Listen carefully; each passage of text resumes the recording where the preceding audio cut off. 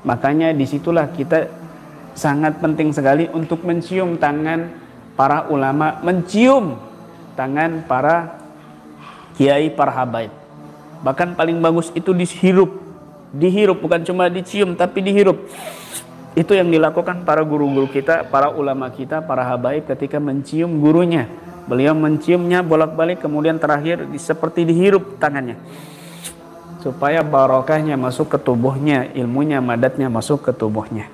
Makanya ada seorang santri di mana Al-Habib Umar bin Hafid datang ke satu daerah, ke satu tempat. Habib Umar duduk di satu tempat itu, kemudian pergi, mereka lari berebut Habib Umar. Santri ini enggak, malah santri ini sholat di tempat duduknya Habib Umar bin Hafid. Kenapa? Ngambil barokahnya tempat yang pernah diduduki oleh Al-Habib Umar, seorang wali Allah, seorang soleh. Kenapa? Karena kadang-kadang orang yang dia sholat di satu tempat yang pernah diduduki, ditempati oleh orang soleh, para wali Allah misalnya, pernah ditempati wali Allah, pernah diduduki wali Allah, maka sholatnya itu akan nyampe langsung kepada Allah Subhanahu wa Ta'ala, mendapat barokah daripada tempat yang mendapatkan barokah yang diduduki oleh seorang wali ataupun orang soleh. Kadang-kadang seperti itu duduk. Makanya ini kita alami beberapa kejadian-kejadian yang sangat luar biasa. Bukan karena saya ada cahaya, tidak, bukan karena kami ada cahaya, tidak, tapi ini barokahnya kita bertawasul kepada orang-orang soleh.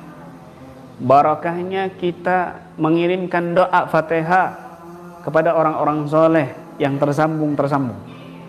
Sehingga ketika kita tawasulin di tempat itu yang asalnya dulu angker, maka jin-jin itu nggak mau lagi ada di tempat yang pernah dibacakan tawasul, disebutkan nama orang-orang soleh di situ.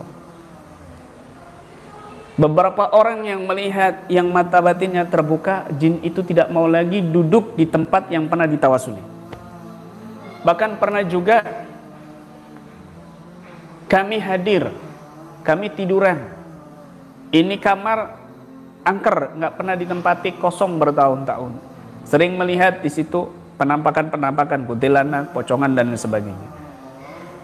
Saya tidak tahu, lalu saya ditempati di situ, tidur di situ. Maka subhanallah,